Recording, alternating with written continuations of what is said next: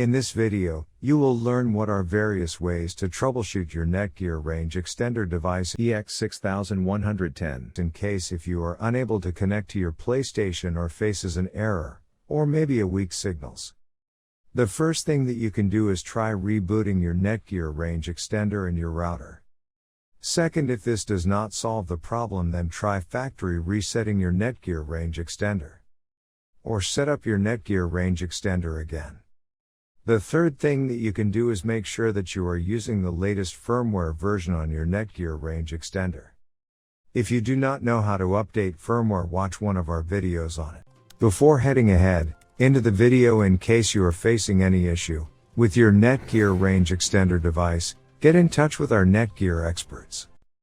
Thanks for watching our video, and do not forget to like, share, and comment on the video, so that you never miss any video from our channel.